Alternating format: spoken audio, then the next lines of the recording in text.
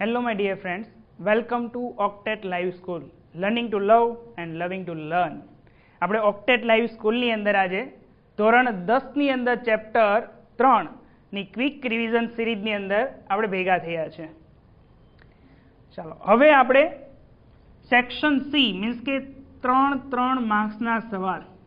તમને પહેલા પણ કીધું કે આ ચેપ્ટરમાંથી જો આંતરિક વિકલ્પો સાથે પ્રશ્નો પૂછાશે તો 3 માર્ક્સના 2 સવાલ આપણે અહીંથી કવર થવાના છે અને ટોટલ આપણને આ પાઠ 6 માર્ક્સ આપશે અને સાથે 2 માર્ક્સ એટલે ટોટલ 8 માર્ક્સ અપાવશે. તો ફટાફટ ક્લિયર કરીએ. સિમ્પલ ક્વેશ્ચન જ હશે, બહુ અઘરા ક્વેશ્ચનો આ પાઠની અંદર છે જ નહીં. તો ફટાફટ જુઓ. ધાતુના ભૌતિક ગુણધર્મો 8મા ધોરણથી તમે શીખો છો, તમે દરેક જાણો છો અને કોઈ એક ધાતુને ઉદાહરણ તરીકે લઈ લેવાની. જેમ કે સોનું છે, ચાંદી છે, લોખંડ છે, એ ધાતુને તમે લઈ લો ઉદાહરણ તરીકે. ચાલો કેવી હોય? ઘન સ્વરૂપમાં હોય, પણ એક અપવાદ છે. કોણ? તો કે પારો. આ જે મર્ક્યુરી છે એ પ્રવાહી સ્વરૂપે હશે તો જ થર્મોમીટરની અંદર પારો ઉપર ચડે છે પ્રવાહી સ્વરૂપમાં. તો અપવાદ પણ લખી દો. બીજું, હવે આ જે ધાતુ છે એ વજનમાં ભારે હોય છે, આ પણ તમે જાણો. લોખંડ વજનમાં ભારે છે. ઉષ્મા અને વિદ્યુતના સુવાહક છે, લોખંડમાંથી વિદ્યુત પ્રવાહ પસાર થઈ જાય, ગરમ થઈ જાય. ઉષ્મા અને વિદ્યુતના સુવાહક. હવે ચળકાટ પણ ધરાવે.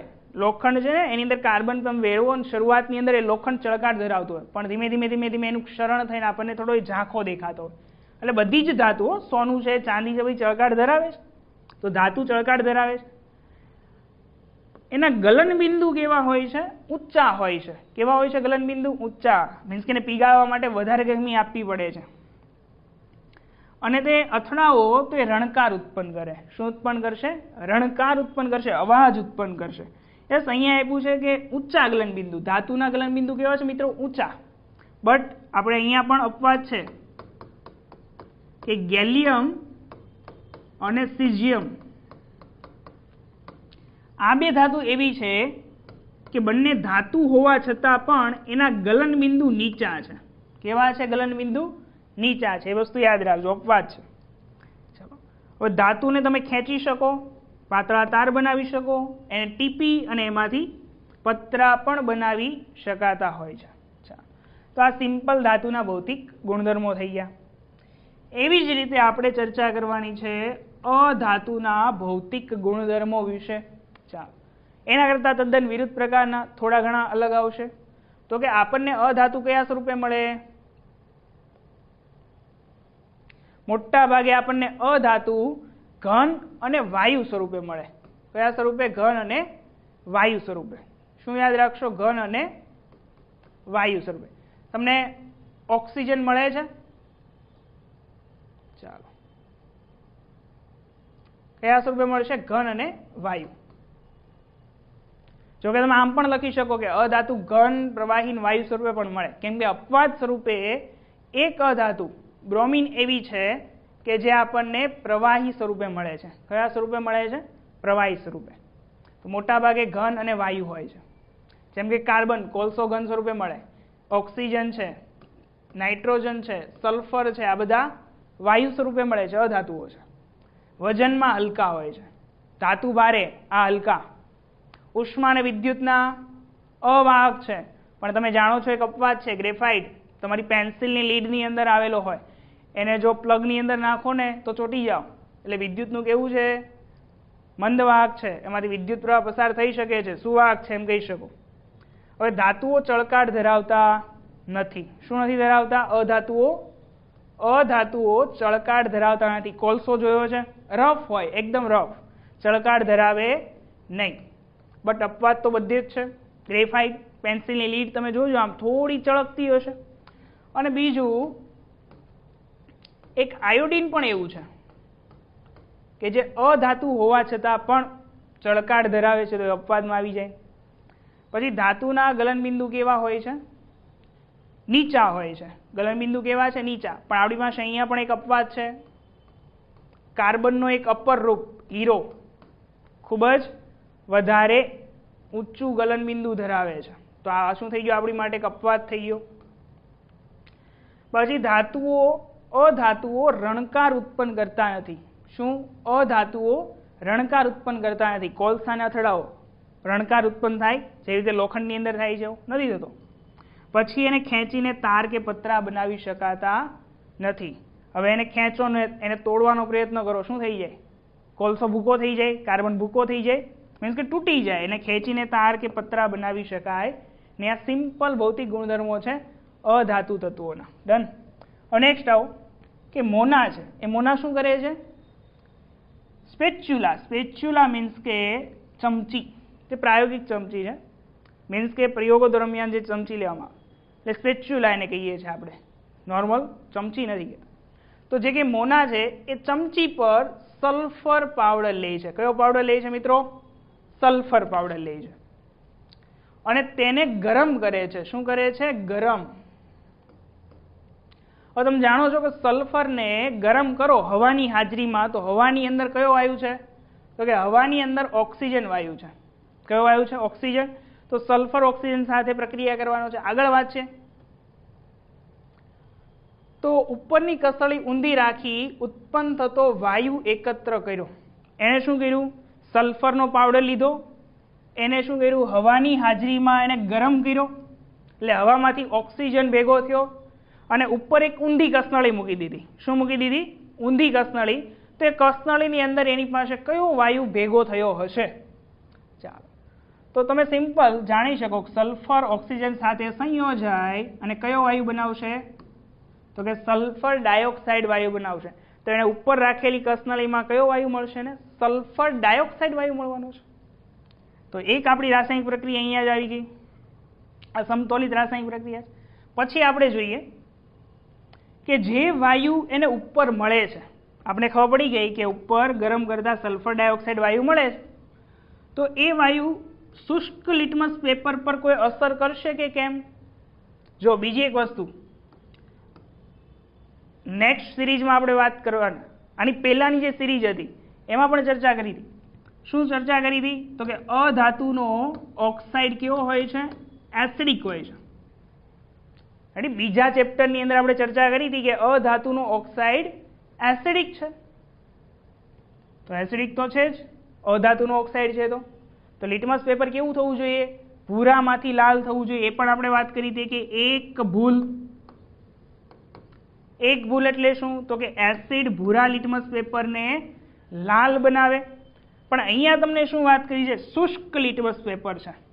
હવે ધારી લો કે સલ્ફર ડાયોક્સાઇડ વાયુ છે, એની પાસે હું શુષ્ક એટલે કે ભીનું ન હોય એવું લિટમસ પેપર લઈ જાઉં છું, તો કોરા કાગળ ઉપર સલ્ફર ડાયોક્સાઇડ કોઈ પ્રકારની પ્રક્રિયા આપશે જ નહીં. તો લિટમસ પેપરમાં કોઈ પ્રકારનો ફેરફાર જોવા મળશે નહીં, રંગ બદલશે નહીં, લિટમસ પેપરમાં કોઈ અસર થશે નહીં.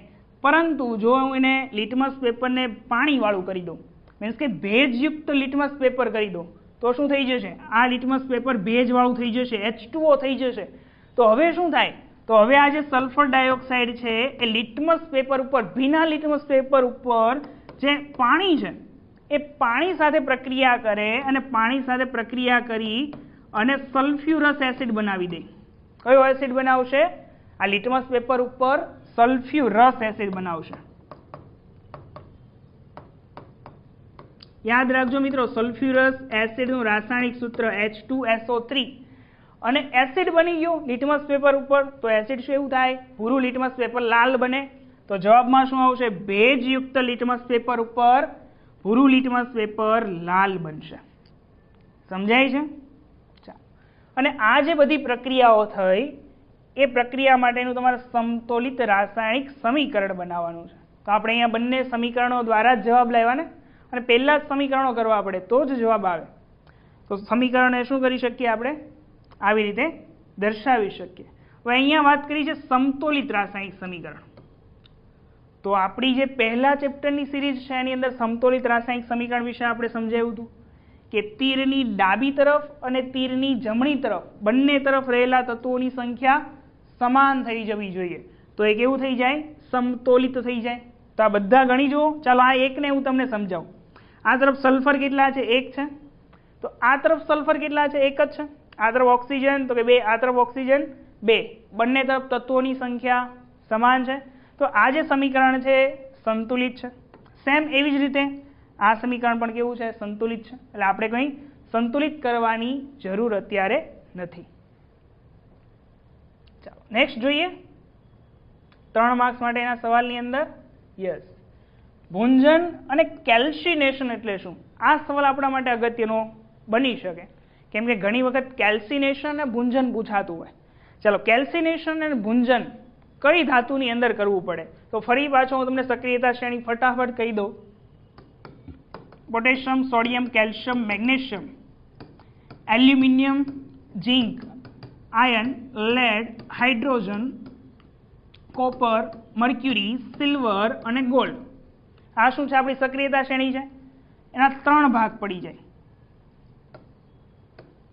આ સૌથી નીચી સક્રિયતા ધરાવતા ધાતુ થાય. આ થાય મધ્યમ સક્રિયતા ધરાવતા ધાતુઓ, અને આ થાય સૌથી ઊંચી સક્રિયતા ધરાવતા ધાતુ તત્વો. હવે ભુંજન અને કેલ્સિનેશન કોની અંદર કરવાનું? તો કે મધ્યમ સક્રિયતા ધરાવતા જે ધાતુ તત્વો છે એની અંદર ભુંજન અને કેલ્સિનેશન. જો કે મધ્યમ સક્રિયતાની અંદર કોપર પણ આવે છે અને નીચીમાં પણ આવે છે, એટલે કોપર બંનેમાં લઈ શકાય. તો આ જે મધ્યમ સક્રિયતા ધરાવતા ધાતુ તત્વો છે એ કુદરતની અંદર આપણને મુક્ત અવસ્થામાં તો મળવાના જ નથી, તો કુદરતમાંથી આપણને એ સલ્ફાઇડ સ્વરૂપે, કયા સ્વરૂપે? સલ્ફાઇડ સ્વરૂપે અને કાર્બોનેટના ક્ષાર સ્વરૂપે મળે છે. આ જે મધ્યમ સક્રિય ધાતુ છે કયા સ્વરૂપે મળશે આપણને? કાં તો સલ્ફાઇડ સંયોજન સ્વરૂપે અથવા તો કાર્બોનેટ સંયોજન સ્વરૂપે મળે. તો આપણે એમાંથી ધાતુને અલગ કરવી છે, છૂટી કરવી છે. તો એના માટે આપણે શું કરવું પડે? તો કે આ કાર્બોનેટ સંયોજન હોય એના સલ્ફાઇડ સંયોજનમાંથી છૂટું કરવું પડે. તો ડાયરેક્ટ સલ્ફાઇડ કે કાર્બોનેટ સંયોજનમાંથી છૂટું કરવું એના કરતાં પહેલાં સલ્ફાઇડને કે કાર્બોનેટને આપણે ઓક્સાઇડમાં ફેરવી દઈએ. શેમાં ફેરવી દઈએ? ધાતુના ઓક્સાઇડમાં ફેરવીએ અને પછી એને છૂટું કરીએ. તો જે ધાતુને આ જે સલ્ફાઇડયુક્ત અને કાર્બોનેટયુક્ત ક્ષારો છે એને ઓક્સાઇડની અંદર ફેરવવાની ક્રિયા છે એ છે ભુંજન અને કેલ્સિનેશન. તો આખો 4 માર્ક્સનો ક્વેશ્ચન આવી શકે કે મધ્યમ સક્રિય ધાતુનું, જો સાંભળજો, 1 માંથી 2 ક્વેશ્ચન તમારા બને છે. મધ્યમ સક્રિય ધાતુના તત્વોનું નિષ્કર્ષણ કરો, તો પણ આ જ લખવાનું થશે. અને ફક્ત કેલ્સિનેશન ભુંજન લખ્યું તો આટલું જ લખી શકો, તો પણ તમારા માર્ક્સ પૂરા થશે. તો જોઈએ તો સલ્ફાઇડયુક્ત કાચી ધાતુ છે. મધ્યમ સક્રિય ધાતુમાં કેવી? સલ્ફાઇડયુક્ત કાચી ધાતુ છે. તેના ઓક્સાઇડની અંદર ફેરવવાની ક્રિયા, ઓક્સાઇડની અંદર ફેરવું છે. ચાલો, મધ્યમ સક્રિય ધાતુ મેં લઈ લીધી છે ઝિંક, એટલે Zn છે. અને એ જે ઝિંક ધાતુ છે સલ્ફાઇડ સ્વરૂપે મળે એટલે ZnS. એની અંદર ઓક્સિજન છે ક્યાંય? નથી. તો એની અંદર ઓક્સિજનને ઇન્ટ્રોડ્યુસ કરવા માટે મારે વધારે હવાની હાજરીમાં એને ગરમ કરવું પડશે. એટલે અહીંયા ખાસ ધ્યાન રાખજો કે વધુ માત્રામાં હવાની હાજરી અને સખત ગરમ કરીએ છીએ, એટલે કે ડેલ્ટાનું ચિહ્ન આપી દઈએ. સખત ગરમ કરીએ તો ઓક્સિજન છે આની સાથે સંયોજાય અને બનશે સલ્ફર ડાયોક્સાઇડ SO2, અને ઝિંક સાથે ઓક્સિજન જોડાય અને ધાતુનો ઓક્સાઇડ બનાવી દેશે ઝિંક ઓક્સાઇડ. તો આ જે પ્રક્રિયા થઈ એને કહેવામાં આવે છે ભુંજન. સમજાય છે? કેવી ધાતુ?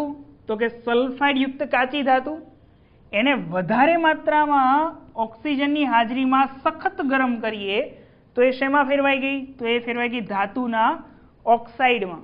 તો આ ધાતુના ઓક્સાઇડમાં ફેરવવાની ક્રિયાને ભુંજન કહેવાય. એક્ઝામ્પલ આપી દેવાનું. મધ્યમ સક્રિય ધાતુ આપણે ઝિંક લઈ લીધી, એની સલ્ફાઇડ ઓક્સિજન સાથે પ્રક્રિયા કરાવી, ઓક્સાઇડ બની ગયો, સલ્ફર ડાયોક્સાઇડ છૂટો પડી ગયો. ત્યાર પછી રાસાયણિક પ્રક્રિયાને બેલેન્સ કરી દેવાની. પ્રેક્ટિસ કરજો મિત્રો, રાસાયણિક પ્રક્રિયાને બેલેન્સ કરવાની. ત્યાર પછી કેલ્સિનેશન કોને કહેવાય? તો સિમ્પલ, હવે તમને સમજાઈ ગયું છે કે જે ધાતુ કેવી હોય? કાર્બોનેટયુક્ત સંયોજન ધરાવતી હોય. તો કાર્બોનેટયુક્ત જે કંઈ કાચી ધાતુ છે એની અંદર જો, ચાલો ઝિંક લઈ લીધી મધ્યમ સક્રિય, તો આની અંદર પહેલેથી જ ઓક્સિજન વધારે માત્રામાં છે. તો ઓછી હવાની હાજરીમાં, ધ્યાન રાખજો અહીંયા આ વસ્તુ યાદ રાખજો, મર્યાદિત હવાની હાજરીમાં એને આપણે સખત ગરમ કરવાનું છે. આની પાસે ઓક્સિજન નહોતો એટલે વધારે હવાની હાજરીમાં ગરમ, આમાં ઓક્સિજન છે પહેલેથી, તો મર્યાદિત હવાની હાજરીમાં એને સખત ગરમ કરીએ અને એ શેમાં ફેરવાઈ જાય? ધાતુના ઓક્સાઇડમાં ફેરવાઈ જાય. શેમાં ફેરવાઈ જાય? ધાતુના ઓક્સાઇડમાં ફેરવાઈ જાય. તો આ પ્રક્રિયાને કહેવામાં આવે છે કેલ્સિનેશન. શું કહેવાય છે મિત્રો? કેલ્સિનેશન કહેવાય છે આને. તો સિમ્પલ છે, ઝીંક કાર્બોનેટ છે, ગરમ કરો, ઉષ્મા આપો, તમે પ્રક્રિયા કરાવડાવો ઓછી ઓક્સિજનની હાજરીમાં, આમાંથી CO2 છૂટો પડી જાય, પડી ગયો. વધ્યું શું? એક ઓક્સિજન, તો ઝીંક ઓક્સાઇડ, ZNO બની ગયું ઓક્સાઇડ. ચાલો, જો તમને ફક્ત કેલ્સિનેશન કે ભૂંજન વિશે ચર્ચા કરે, શેના વિશે? કેલ્સિનેશન, ભૂંજન, તો એટલું તમારા માટે ઇનફ છે.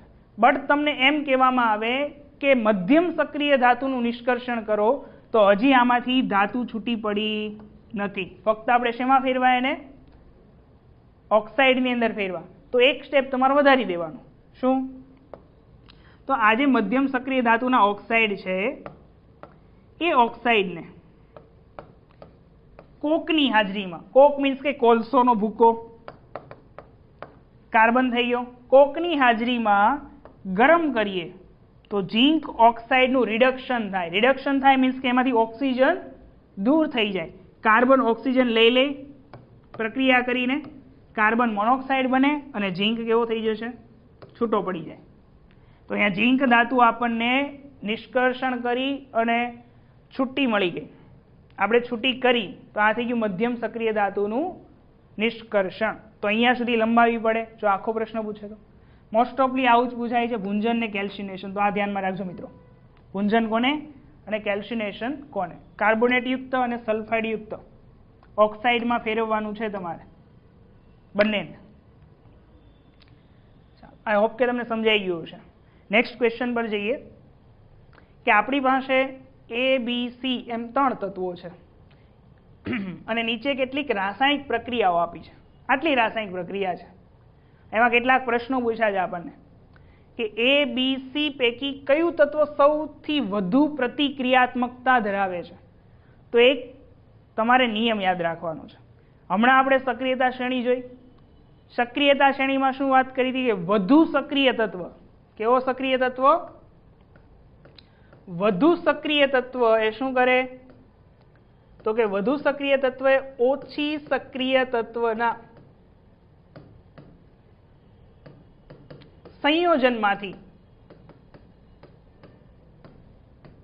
સંયોજનમાંથી આ ઓછી સક્રિય ધાતુનું વિસ્થાપન કરે. ધ્યાનમાં રાખજો, કોણ કરી શકે? તો કે વધુ સક્રિય ધાતુ ઓછી સક્રિય ધાતુને એના સંયોજનમાંથી દૂર કરી દે. એટલે એના જેવું છે, જેની પાસે વધારે શક્તિ છે ને, વધારે બળ છે ને, એ ઓછા શક્તિવાળાને ધક્કો મારીને ત્યાંથી દૂર કરી દે. તો વધુ સક્રિય ધાતુ.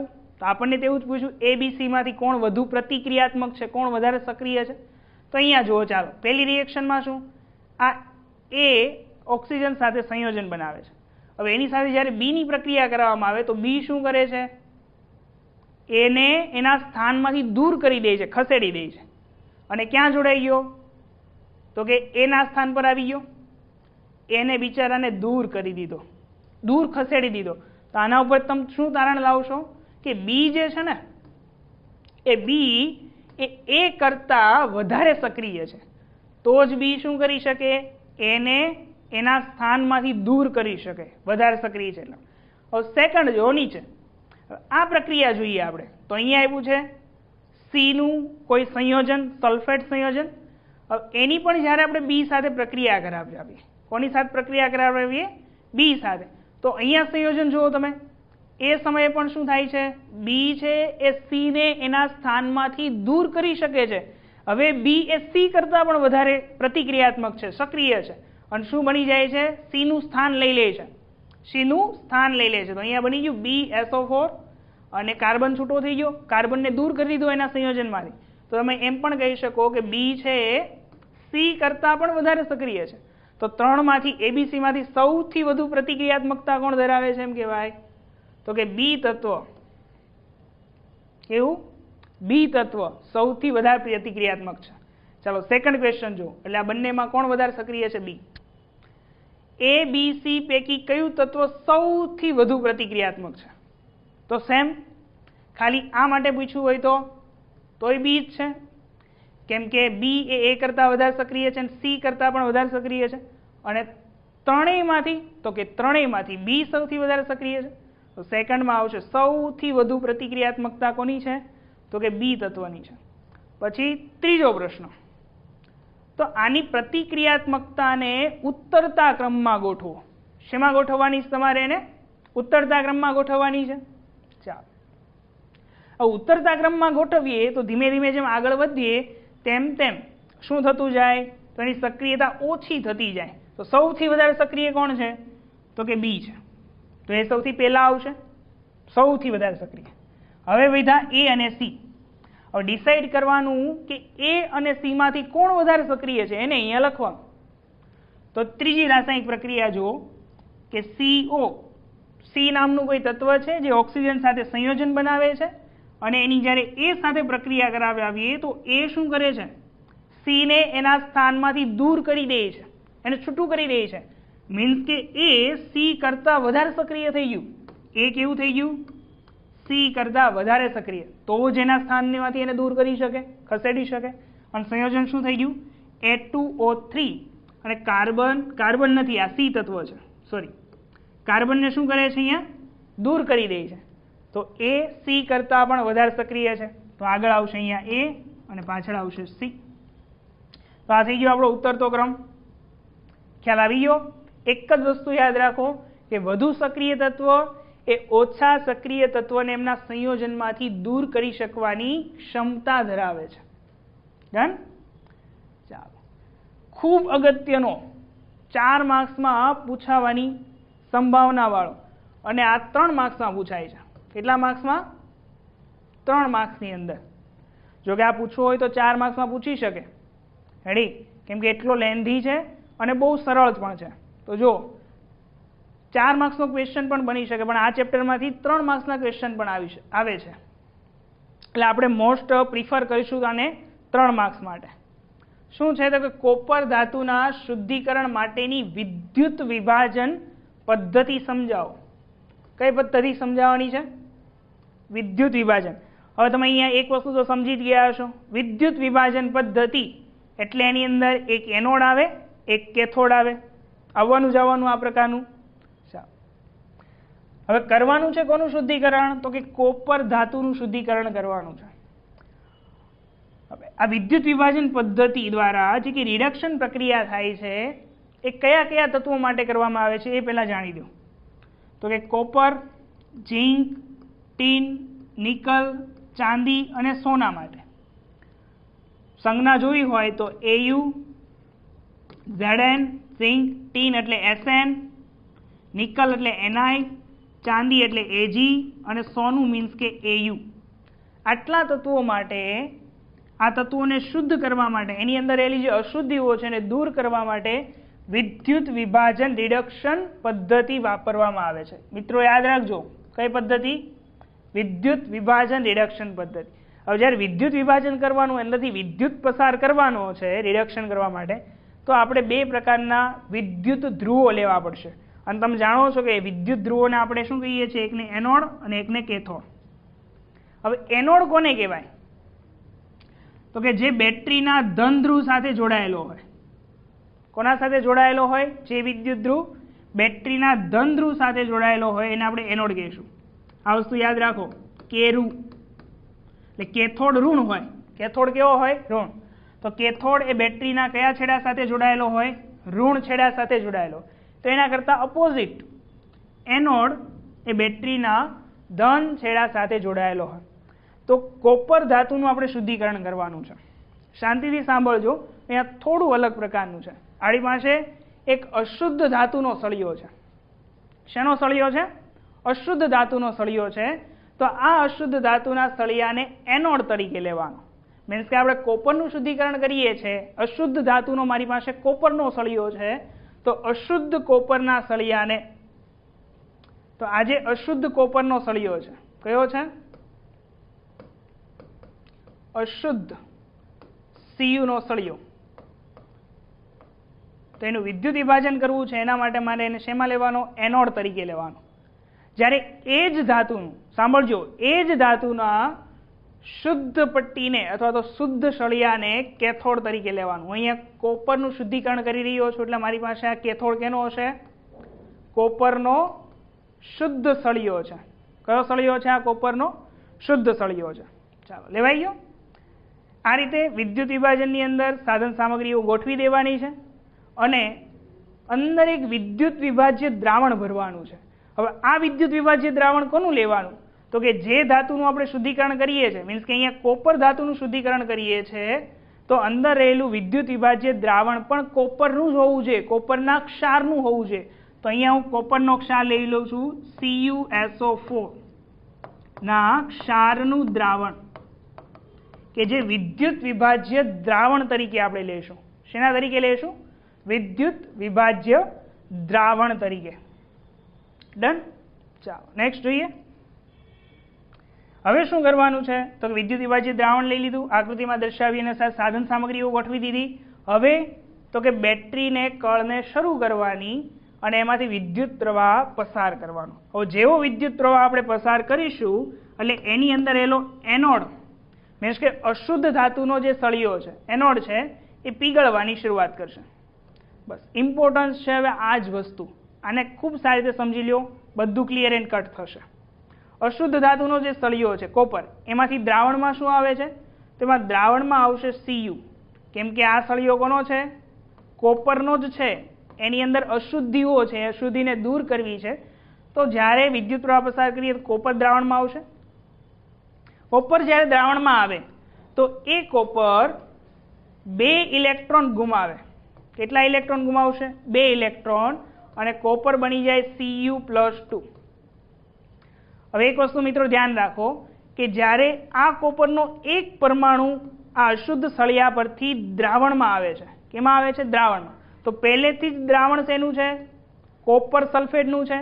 અને કોપર સલ્ફેટના દ્રાવણની અંદર Cu+2 અને SO4-2 આયન રહેલા હોય.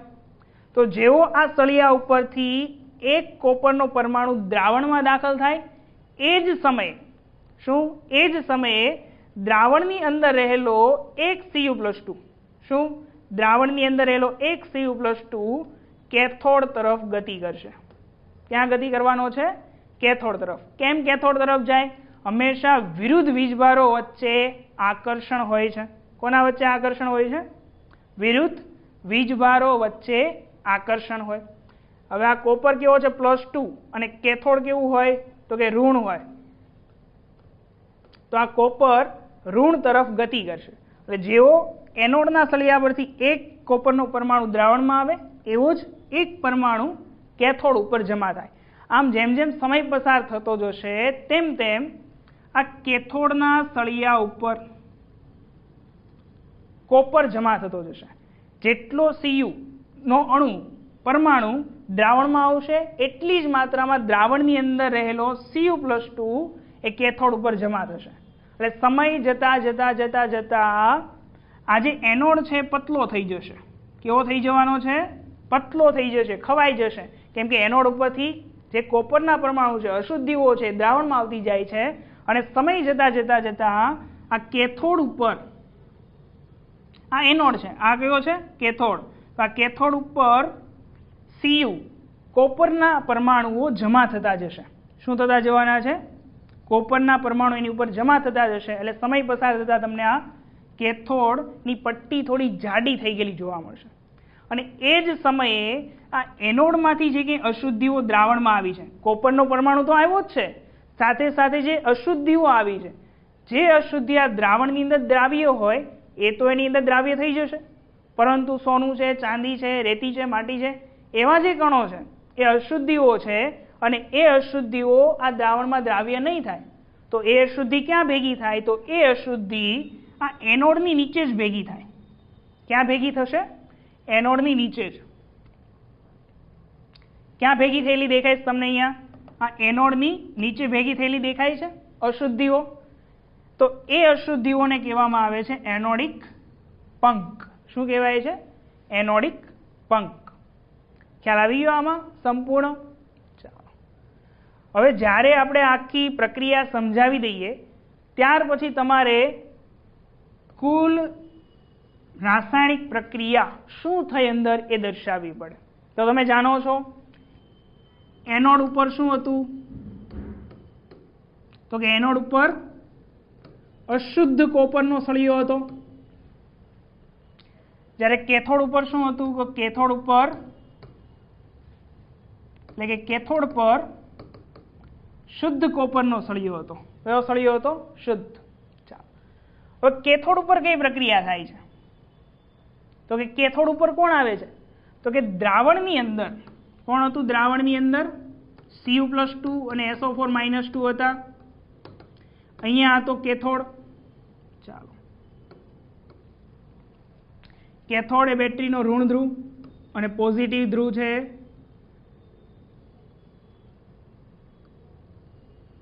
આ છે આપણો એનોડ. ડન. હવે કેથોડ કેવો હોય, તો કે કેથોડ હોય છે ઋણ. કેવો હોય છે? ઋણ. તો હંમેશા Cu+2 કોની તરફ આકર્ષાય? ઋણ તરફ આકર્ષાય. તો કેથોડ ઉપર શું થાય, તો કેથોડ ઉપર Cu+2 ત્યાં જાય એટલે ત્યાંથી કેટલા ઇલેક્ટ્રોન મેળવે, તો કે કેથોડ પાસે ઇલેક્ટ્રોન હોય જ, કેમ કે બેટરીમાંથી એને મળ્યા છે. તો 2 ઇલેક્ટ્રોન મેળવી લે અને 2 ઇલેક્ટ્રોન મેળવીને બનાવે Cu. કેવું બનાવશે? Cu. અને એ Cu જે કે કેથોડ ઉપર જમા થાય છે, એ ફક્ત શું જમા થાય છે? એના ઉપર ફક્ત કોપરનું પરમાણુ જમા થાય છે. મીન્સ કે આપણને મળે છે શુદ્ધ કોપર, કે જે આમાંથી આવ્યો હતો. રેડી. હવે એનોડ ઉપર શું પ્રોસેસ થઈ, તો એનોડમાં શું છે? અશુદ્ધ Cu છે. એ અશુદ્ધ Cu જ્યારે દ્રાવણની અંદર આવે, Cu મીન્સ કે કોપર, ત્યારે એની બાહ્યતમ કક્ષામાંથી કોપર એ 2 ઇલેક્ટ્રોન ગુમાવે. શું કરશે? 2 ઇલેક્ટ્રોન ગુમાવે. 2 ઇલેક્ટ્રોન ગુમાવે તો ઉપર ચાર્જ કેટલો થાય? +2. અને બીજી એક વસ્તુ ધ્યાનમાં રાખો કે જ્યારે ઇલેક્ટ્રોન ગુમાવે છે તો મીન્સ કે પ્રોડક્ટ સ્વરૂપે આપણને ઇલેક્ટ્રોન આપે છે. ઇલેક્ટ્રોન શું કરે છે? આપણે આપે છે. મીન્સ કે નિપજ તરીકે આપે છે. તો નિપજને આપણે ક્યાં લખવાની? તીરની જમણી બાજુએ લખવાની. અને કેથોડ ઉપર શું થયું? તો કેથોડ ઉપર જ્યારે Cu+2 આવ્યો તો એને ઇલેક્ટ્રોન મેળવા, અને 2 ઇલેક્ટ્રોન મેળવે છે કેમ કે +2 વીજભાર છે તટસ્થ થવા માટે. તો જ્યારે મેળવે છે તો એને લખવાનું તીરની ડાબી તરફ. આ થઈ ગઈ આપણી એનોડ પરની ક્રિયા અને આ થઈ ગઈ આપણી કેથોડ પરની ક્રિયા. હવે કુલ રાસાયણિક પ્રક્રિયા શું થઈ, તો બંને તરફ જે તમને સરખું દેખાતું હોય, શું દેખાતું હોય? બંને તરફ જે સરખું દેખાતું હોય એને કેન્સલ કરવાનું. બંને તરફ તીરની બંને તરફ સરખું શું દેખાય? 2 ઇલેક્ટ્રોન 2 ઇલેક્ટ્રોન. Cu+2 Cu+2. વધ્યું શું? તો કે તીરની આ તરફ વધ્યું Cu શુદ્ધ અને આ તરફ વધ્યું Cu, આ તરફ વધ્યું Cu અશુદ્ધ અને આ તરફ મેળવ્યું છે Cu શુદ્ધ. તો રાસાયણિક પ્રક્રિયા દરમિયાન તમને અશુદ્ધ કોપરમાંથી શુદ્ધ કોપર મળી જાય છે. કેવો મળી જાય છે? અશુદ્ધ કોપરમાંથી શુદ્ધ. તો દ્રાવ્યની અંદર જે અશુદ્ધ દ્રાવણમાં અદ્રાવ્ય અશુદ્ધિ જે દ્રાવણમાં દ્રાવ્ય નહોતી એ ક્યાં રહી? નીચે રહી હતી. કઈ કઈ હોઈ શકે? તો કે સિલ્વર હોઈ શકે, ગોલ્ડ હોઈ શકે. આવી જે અશુદ્ધિઓ હતી એ સળિયાની અંદર એ દ્રાવણમાં દ્રાવ્ય નહીં થાય, તો દ્રાવણની નીચે એનોડની નીચે જ ભેગી થશે, જેથી એને શું કહેવામાં આવે છે? એનોડિક પંક તરીકે ઓળખવામાં આવે છે. શું તરીકે ઓળખશો એને? એનોડિક પંક તરીકે ઓળખશો. ડન. ચાલો નેક્સ્ટ જોઈએ આપણે. ચાલો, તો કે મિશ્ર ધાતુ એટલે શું અને મિશ્ર ધાતુના ફાયદાઓ જણાવો, એના મિશ્ર ધાતુના 4 ઘટકો અને એના ગુણધર્મો અને ઉપયોગો જણાવો. તો આ પ્રશ્ન પણ આપણા માટે એટલો જ ઇમ્પોર્ટન્ટ છે. 3 માર્ક્સની અંદર ઘણી વખત આપણે પૂછાતો હોય. તો કે મિશ્ર ધાતુ શું છે? તો કે મિશ્ર ધાતુ એ ધાતુ અને અધાતુનું એક સમાંગ મિશ્રણ છે. કેવું મિશ્રણ છે? સમાંગ મિશ્રણ, જેને આપણે મિશ્રણ કહીએ. તો મિશ્ર ધાતુની અંદર 2 કે તેથી વધારે, મિત્રો શાંતિથી સાંભળો, 2 કે તેથી વધારે ધાતુ અને અધાતુનું સમાંગ મિશ્રણ હોય જેને આપણે મિશ્ર ધાતુ કહેવામાં આવે છે. ચાલો, મિશ્ર ધાતુ બનાવવામાં કઈ રીતે આવે? તો કે જે ધાતુને આપણે ભેગી કરવાની છે, મિશ્ર કરવાની છે, એનું નિશ્ચિત પેલા પ્રમાણ લઈ લેવા અને નિશ્ચિત ધાતુને ભેગી કરી લાલચોળ ગરમ કરો અને એક સરખી રીતે એનું સમાંગ મિશ્રણ બનાવો કે જે અંદર મિશ્ર કર્યું છે એ દરેક મિશ્રણના દરેક ભાગની અંદર એક સરખી રીતે વહેંચાઈ જાય. શું થાય? એક સરખી રીતે વહેંચાઈ જાય. મીન્સ કે સમાંગ મિશ્રણ બને અને પછી એને તો કે એને ઓરડાના તાપમાને ધીમે ધીમે ધીમે ધીમે ઠંડુ કરવાનું, અને ઓરડાના તાપમાને ઠંડુ કરો તો એ બની જાય તમારું મિશ્ર ધાતુ. સિમ્પલ વ્યાખ્યા, ધાતુ અને અધાતુના સમાંગ મિશ્રણ. ફાયદો શું થાય એનાથી? તો કે આપણે ઈચ્છિત ગુણધર્મો લાવી શકીએ એની અંદર. તો મારે કોઈને કાટ લાગતો અટકાવવું છે, એનું ક્ષારણ થતું અટકાવવું છે. શું કરવું છે? ક્ષારણ થતું અટકાવવું છે. તો એ ગુણધર્મો હું લાવી શકું મિશ્ર ધાતુ વડે. કઠિનતા અને મજબૂતાઈ વધી જાય મિશ્ર ધાતુને કારણે. તો લોખંડ છે પેલા નરમ હોય, લોખંડ કેવી હોય? નરમ. જો અહીંયા જો મિશ્ર ધાતુ તરીકે સ્ટીલનો એક ઘટક, લોખંડ એટલે કે Fe, શુદ્ધ લોખંડને આપણે વાપરી શકતા નથી, કેમ કે શુદ્ધ લોખંડ નરમ હોય છે. જેથી મારે લોખંડની અંદર શું કરવું પડે? આયનની અંદર, તો કે લોખંડની અંદર કાર્બન ઉમેરવો પડે. કેટલા ટકા કાર્બન? તો કે 0.05% કાર્બન હું જ્યારે લોખંડની અંદર ઉમેરી દઉં તો મને મળી જાય લોખંડની મિશ્ર ધાતુ. તો મને ફાયદો શું થાય? તો કે એ જે ધાતુ છે કે એ બની જાય કઠિન અને મજબૂત, કેમ કે શુદ્ધ Fe લોખંડને હું ઉપયોગમાં લઈ શકીશ નહીં, કેમ કે શુદ્ધ લોખંડ નરમ છે. એટલે મિશ્ર ધાતુ બનાવવી જ પડશે, કાર્બન એટલા ટકા ઉમેરવો જ પડશે, સમાંગ મિશ્રણ બનાવવું જ પડશે. પછી એનો ઉપયોગ ક્યાં કરવાનો? તો પછી એનો ઉપયોગ હું જહાજ, પુલ, મોટરસાયકલ વગેરેના સ્પેર પાર્ટ મજબૂતાઈ માટે કરી શકું. આ થઈ ગયો એનો ઉપયોગ. ગુણધર્મ તો કે કઠિન અને મજબૂત થઈ ગયો. ચલો સ્ટેનલેસ સ્ટીલ બનાવવું છે, તો એક તો તમારી પાસે લોખંડ છે જ. તો લોખંડની અંદર કયા કયા છે? એક તો Fe હોય અને એક કાર્બન હોય. હવે એમાંથી તમારે સ્ટેનલેસ સ્ટીલ બનાવવું છે, તો સ્ટેનલેસ સ્ટીલ માટે તમારે અંદર ઉમેરવાનું નિકલ અને ક્રોમિયમ જેવી ધાતુ. કઈ કઈ ધાતુ ઉમેરવાની? નિકલ અને ક્રોમિયમ જેવી ધાતુઓ ઉમેરવાની હોય છે. ડન. તો આ થઈ ગયું તમારું સ્ટેનલેસ સ્ટીલની મિશ્ર ધાતુ. કોની થઈ ગઈ? સ્ટેનલેસ સ્ટીલની મિશ્ર ધાતુ. હવે આ સ્ટેનલેસ સ્ટીલ મિશ્ર ધાતુ બનાવ્યો તો ફાયદો શું?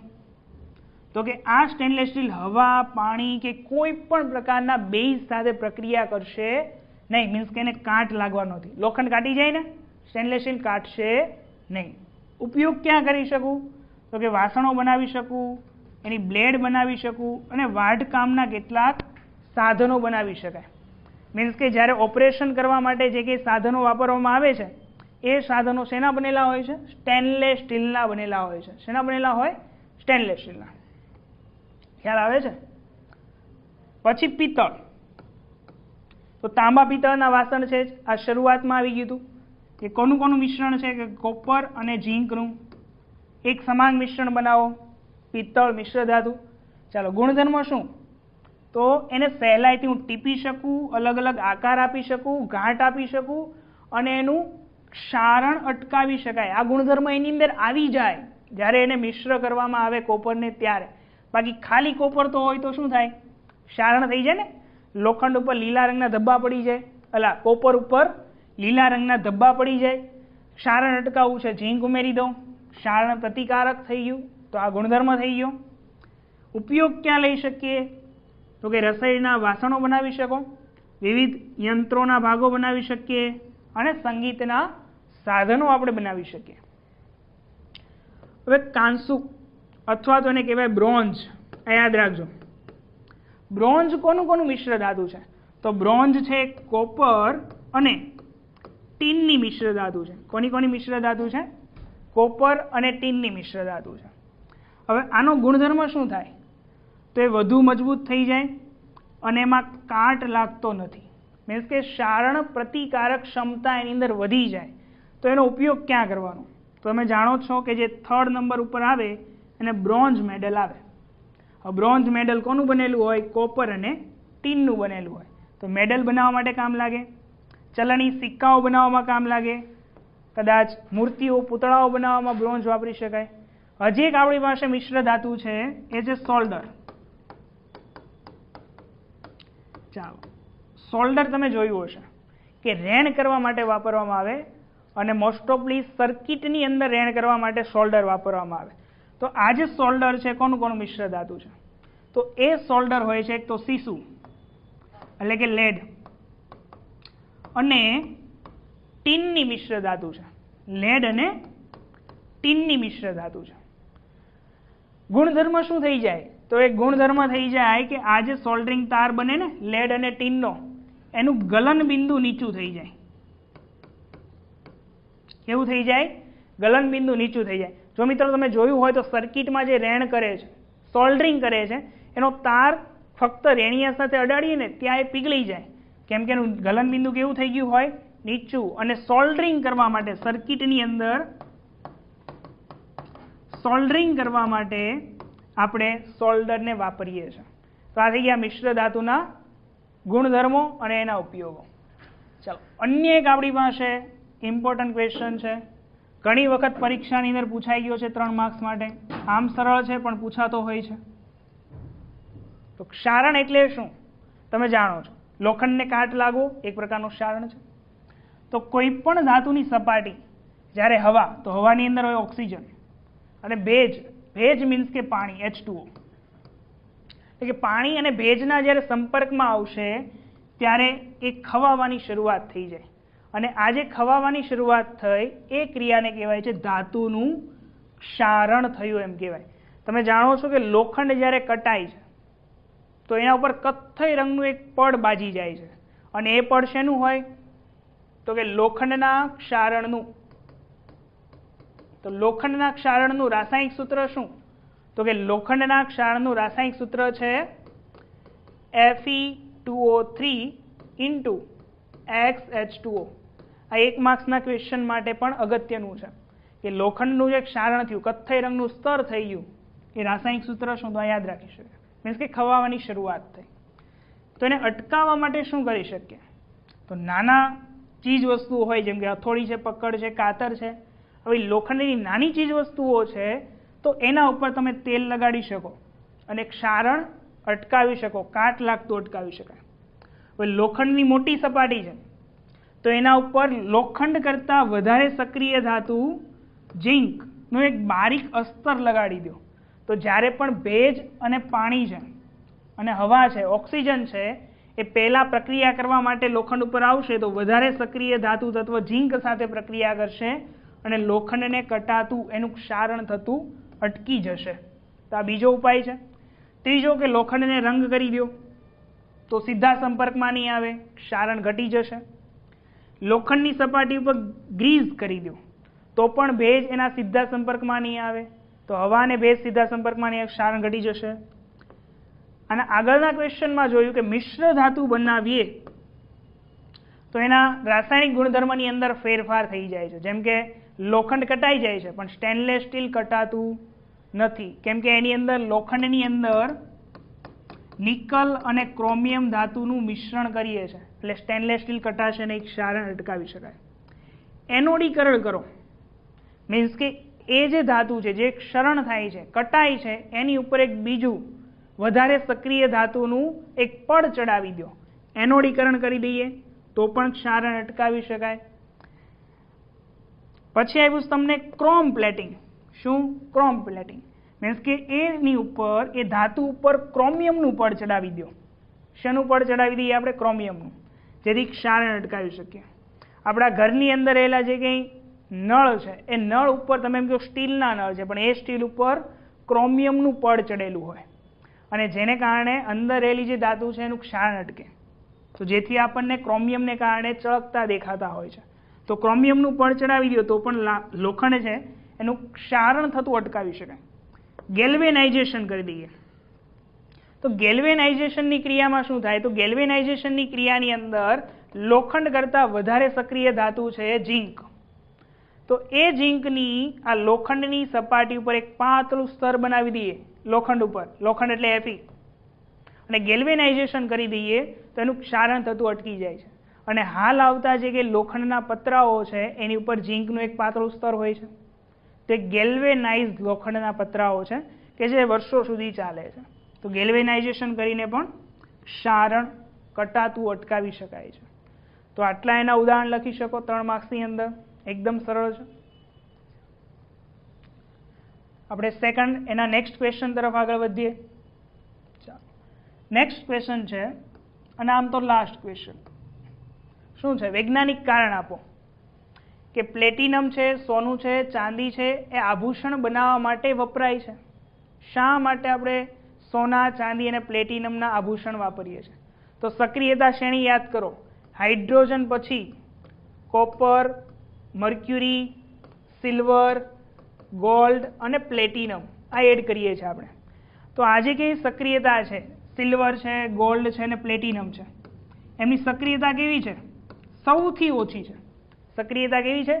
સૌથી ઓછી છે. પાછી આજે ચાંદી, સોનું અને પ્લેટિનમ છે એ ચળકાટ પણ ધરાવે છે, ચમક આપે છે, કરેણા ચમકે છે, એટલા માટે ઉપયોગ કરીએ છીએ. અને આ ધાતુ એવી છે કે જે તન્નીય ધાતુ છે, એને ખેંચી શકાય છે, એને ટીપી શકાય છે, એને યોગ્ય આકાર આપી શકાય છે. મીન્સ કે તણાવપણું અને ટીપાવપણું એમ બંનેનો ગુણધર્મ ધરાવે છે. અને ખૂબ જ ઓછી સક્રિયતા ધરાવતા હોવાને કારણે વાતાવરણની અંદર રહેલા અન્ય પરમાણુ સાથે ઝડપી પ્રક્રિયા આપતા નથી. અને ઝડપી પ્રક્રિયા ન આપે એને કારણે એનું ક્ષારણય નથી થતું. અને આ જ આભૂષણોને ઉપર ઝાંખા પડતા બહુ લાંબો સમય લાગે છે, એટલે કટાતા નથી, ક્ષારણ નથી થતું. એટલા માટે આપણે આ 3 ધાતુઓના આભૂષણો બનાવી શકીએ છીએ. નીચેની કેટલીક પ્રક્રિયા આપી છે એને સમતોલિત કરવાની છે, પૂર્ણ કરવાની છે. સિમ્પલ રાસાયણિક પ્રક્રિયા છે, તમે જોઈ ગયા. સક્રિયતા શ્રેણીને જ તમારે યાદ કરવાની છે. ડન. તો હાઇડ્રોજન પહેલા કોણ આવે છે? તો કે લેડ. લેડ પહેલા કોણ આવશે? તો કે લેડ પહેલા આવશે એલ્યુમિનિયમ.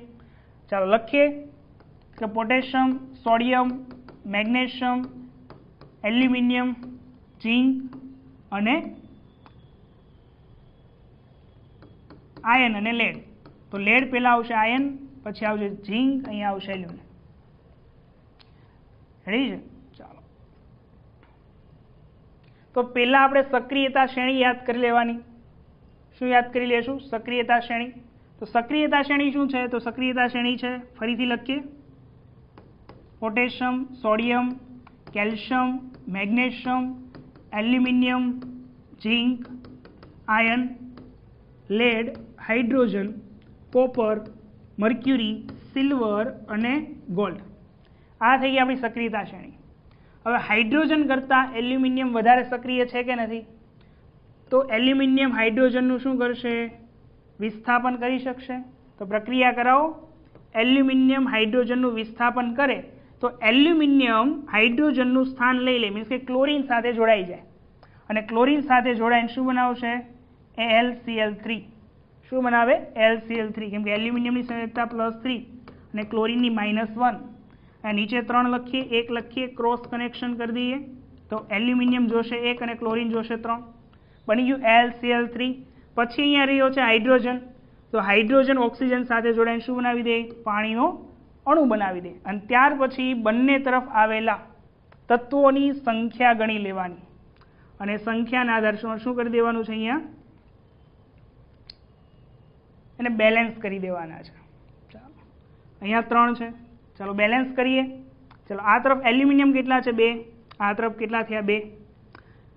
આ તરફ ઓક્સિજન કેટલા છે? તો ઓક્સિજન છે 3. તો અહીંયા પણ ઓક્સિજન 3 થઈ ગયા. અહીંયા હાઇડ્રોજન છે 6. અહીંયા પણ 3 દુ 6 હાઇડ્રોજન. ક્લોરીન કેટલા? 6. તો 3 દુ 6 ક્લોરીન. તો આ રાસાયણિક પ્રક્રિયા કેવી છે? બેલેન્સ. અહીંયા શું લખવાનું છે? AlCl3 અને પાણીનો અણુ. ચાલો, આ પ્રક્રિયા સિમ્પલ છે. આ પ્રક્રિયા જુઓ તો આ પ્રક્રિયામાં પણ સેમ એવું છે. એલ્યુમિનિયમ કેવો છે? તો સક્રિયતા શ્રેણી અનુસાર એલ્યુમિનિયમ મેંગેનીઝ કરતાં વધારે સક્રિય છે. તો મેંગેનીઝનું વિસ્થાપન કરશે, મીન્સ કે મેંગેનીઝને શું કરી દેશે?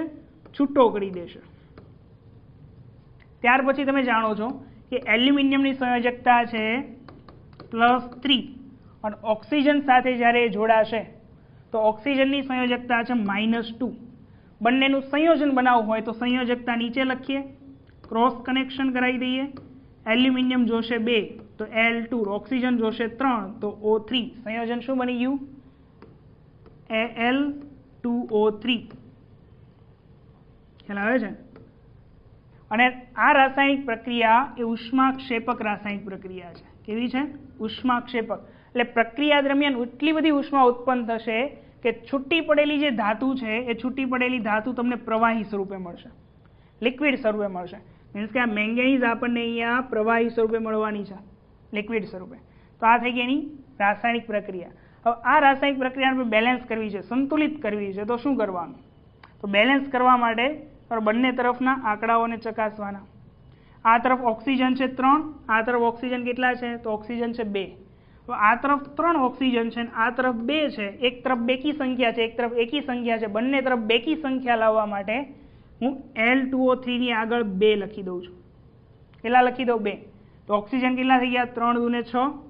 तो आने 6 करवा माटे अहींया अमारे आगळ केटला लखवा पड़े? 3 लखवा पड़शे। तो 3। चलो ऑक्सिजन बंने बाजू समतोलित थई गया।